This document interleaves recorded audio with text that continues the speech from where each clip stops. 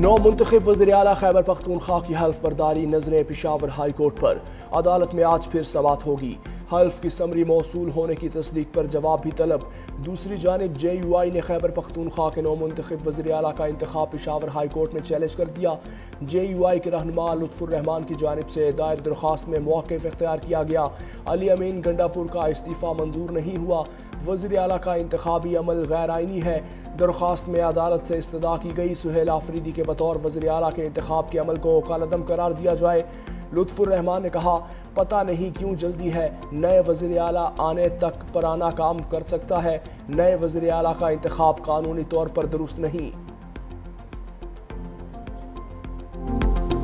وزیر اعلیٰ کا استعفیٰ ابھی ایکسیپٹ نہیں ہوا اور گورنر نے ان کو 15 تاریخ 3 بجے کا ٹائم دیا ہے۔ چونکہ استعفیٰ ایکسیپٹ نہیں ہوا تھا تو ہم نے کل کے پورے پروسیجر سے واک آؤٹ کر لیا تھا کہ جب تک سیٹ ویکنٹ نہیں ہوتی سی ایم کی تب تک پروسیجر جو ہے وہ نہیں چلایا جا سکتا، اور جو شیڈول دیا ہے وہ شیڈول اس کے مطابق آئین کے مطابق نہیں۔ اسمبلی ملی ہے، 90 ارکان کی واضح ایک وزیر اعلیٰ منتخب ہو چکا ہے، علی امین صاحب تصدیق کر چکے ہیں اپنے استعفے کی، تو کوئی ایشو ہے نہیں۔ اس کے بعد اگر آگے کوئی بھی رکھنا پڑتا ہے تو یہ سراسر آئین اور قانون کے خلاف ایک بغاوت ہوگی۔ عدالت انشاءاللہ حکم دے گی۔ انتظار کرتے ہیں گورنر صاحب کی طرف سے کیا موقف اپنایا جاتا ہے۔ عدالت سے اچھے کی امید ہے، دیکھتے ہیں گورنر کیا موقف اپناتے ہیں۔ P T I secretary general Salman Akram Raja نے کہا، سہیل آفریدی 90 ووٹ لے کر کامیاب ہوئے، اب تو کوئی ایشو نہیں، اب کوئی رکاوٹ ڈالتا ہے تو یہ سراسر آئین و قانون کی خلاف ورزی ہوگی۔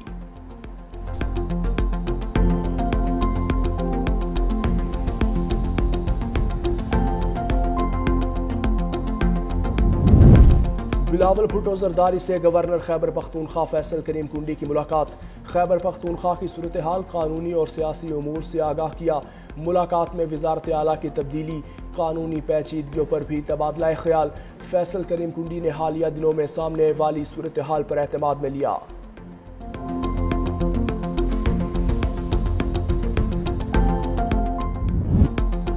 مشرق وسطی میں امن کی طرف ایک قدم، مصر کے شہر شرم الشیخ میں غزہ امن معاہدے پر دستخط۔ امریکی صدر ٹرمپ مصر کے صدر عبدالفتاح السیسی نے معاہدے پر دستخط کیے۔ ترکیہ کے صدور رجب طیب اردوان اور امیر قطر تمیم بن حمد الثانی کے بھی دستخط۔ معاہدے کا مقصد جنگ بندی کو مستقل شکل دینا، غزہ میں تعمیر نو، سیاسی استحکام اور انسانی امداد کے مستقل نظام کو یقینی بنانا شامل۔ ٹرمپ کا تقریب میں شرکت کے لیے آنے والے مہمانوں کا استقبال۔ امریکی صدر اور وزیر اعظم شہباز شریف کی ملاقات، گرم جوشی سے مصافحہ کیا، خوشگوار جملوں کا تبادلہ خیال۔ امریکی صدر نے غزہ جنگ بندی کے لیے 20 نکاتی منصوبہ پیش کیا تھا۔ حماس اور اسرائیل نے چند روز قبل ہی مسودے پر اتفاق کیا تھا۔ امریکی صدر ٹرمپ نے غزہ امن معاہدہ بہت بڑی کامیابی قرار دے دیا۔ اس سے مشرق وسطی میں امن قائم ہوگا۔ معاہدے کی دستاویز اصول و ضوابط کی وضاحت کرے گی۔ دوست ملکوں کے تعاون سے غزہ امن معاہدہ ممکن ہوا۔ جنگ بندی کے نفاذ اور خطے میں امن کا قیام ناگزیر ہے۔ خواہش ہے بھارت اور پاکستان بہترین ہمسائے بن کر رہیں۔ پاکستان سے میرے پسندیدہ فیلڈ مارشل یہاں موجود نہیں، پاکستان کے وزیر اعظم شہباز شریف یہاں موجود ہیں۔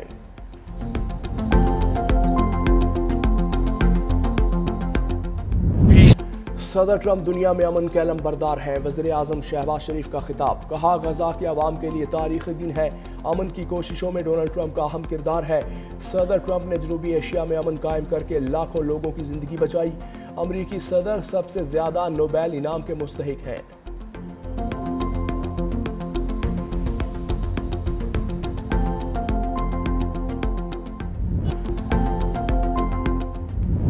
مشرق وسطی میں طویل اور بھیانک جنگ کا خاتمہ ہو گیا۔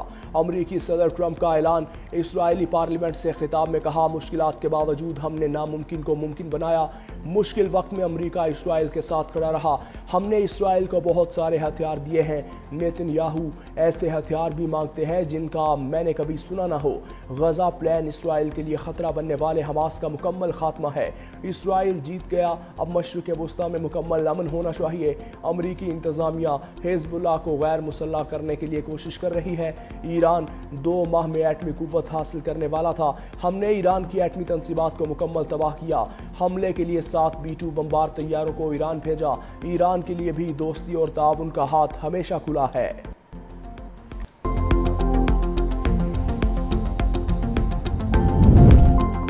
امریکی صدر ٹرمپ کی فلسطینی صدر محمود عباس سے 8 سال بعد ملاقات۔ فرانسیسی صدر مینوئل میکرون نے محمود عباس کو اسٹیج پر لا کر ٹرمپ سے ملوایا۔ ٹرمپ نے ذرائع دعویٰ کیا ہے کہ فرانسیسی صدر مینوئل میکرون نے محمود عباس کو اسٹیج پر لا کر صدر ٹرمپ سے ملوایا۔ محمود عباس سے چند لمحے گفتگو کے بعد ان کا ہاتھ تھاما اور مسکراتے ہوئے کیمروں کی جانب اشارہ کیا، جس پر وہاں موجود عالمی رہنماؤں اور میڈیا نمائندوں نے اس منظر کو ایک علامتی امن لمحہ قرار دیا۔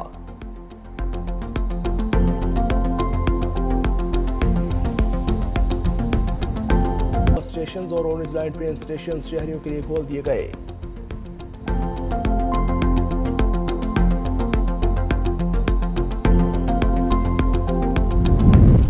جڑواں شہروں کی رونقیں بحال، کاروبار کھل گئے۔ جڑواں شہروں کے درمیان چلنے والی میٹرو بس سروس بحال۔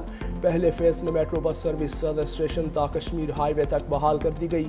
ڈی چوک میں تاحال کنٹینرز موجود۔ فیض احمد فیض تا پاک سیکریٹریٹ میٹرو بس معطل۔ میٹرو بس سروس 4 روز تک بند رہی۔ میٹرو بس سروس ضلعی انتظامیہ کی ہدایت پر بند کی گئی تھی۔ پاکستان سٹاک ایکسچینج مارکیٹ میں مسلسل 6 روز کی مندی کے بعد تیزی۔ ٹریڈنگ کے دوران 4000 پوائنٹ سے زائد کا اضافہ۔ 100 انڈیکس 1,62,737 پوائنٹس پر ٹریڈ۔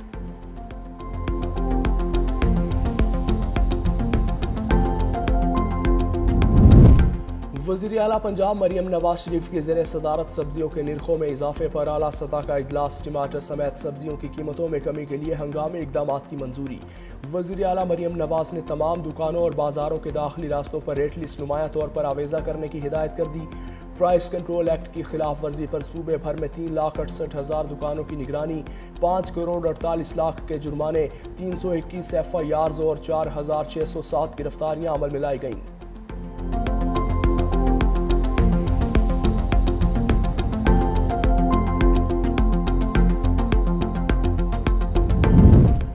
سونے کی بڑھتی قیمتیں، خواتین میں آرٹیفیشل جیولری کا استعمال بڑھ گیا۔ نت نئے ڈیزائنز، کم قیمت اور آسان دستیابی نے گولڈ پلیٹڈ جیولری کو خواتین کے لیے سونے کا بہترین متبادل بنا دیا۔ Middle class families gold plated jewellery کو ترجیح دینے لگیں۔ خواتین کا کہنا ہے چاندی پر سونے کا پانی چڑھا کر گزارا ممکن ہے، سونا پہننا تو اب خواب بن چکا۔